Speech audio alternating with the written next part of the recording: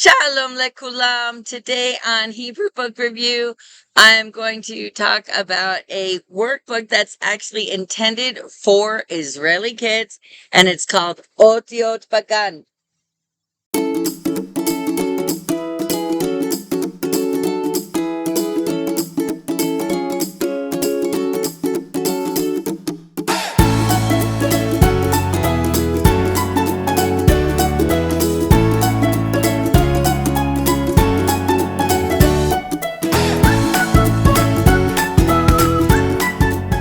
Welcome back to Hebrew Book Review, where each week I review a different book or other resource that I've used to learn Hebrew myself or teach it to my son. Today I am reviewing Otiot Bagan by Galia Armalant. And Otiot Bagan means letters in kindergarten.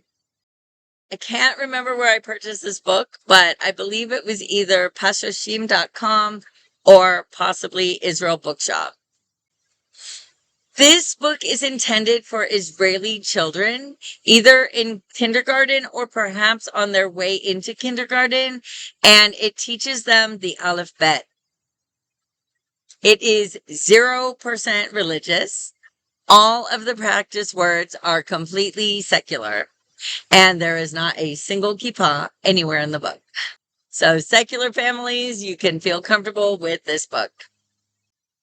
This book uses a huge block font and, of course, no cursive because, of course, it's for kids who are in kindergarten or going into kindergarten.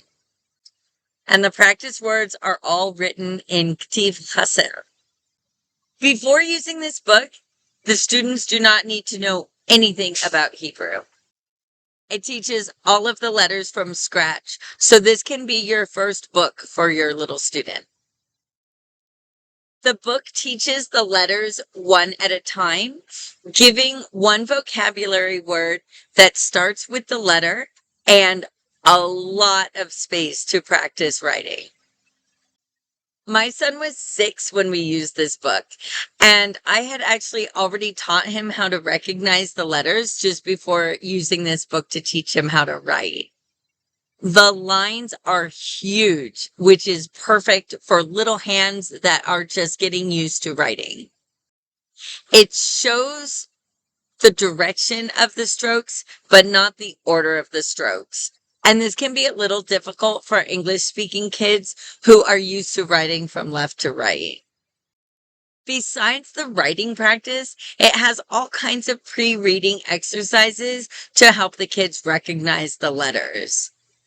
So they match the same letter, or they match the letter to the picture, or match the regular letter to its corresponding Sofit letter.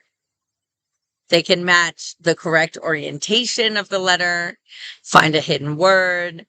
It's just so great for little ones who are learning how to read and write. And as with any book intended for children who actually speak Hebrew, the student might need to be told by the teacher or parent what the Hebrew word is for the illustrations. This is not really a defect of the book. It's a defect of the plan of the parent, aka me. I kind of had delusions of speaking to my kid in Hebrew all the time from day one, and it just didn't happen. So kids, of course, always learn to read and write their own language after they know how to speak it. But often it's the other way around with a second language, as it was with us. So that's just something to be aware of when you're choosing a book and you know it's intended for native speakers. Another issue is that the font is a little weird, to the point that they even had to change it for the samech. So here, the samech looks like this, and here it looks like this.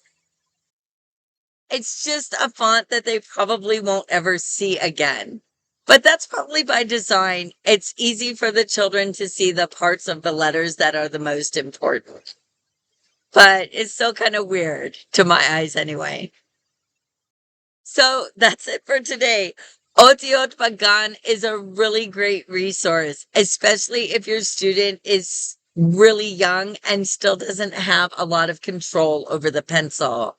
It does a great job of teaching the littles to read and write the letters. If you have any questions or feedback, please leave it in the comments and I will do my best to respond. Also, if you have some book that you'd like me to review, let me know and I will put it on the list.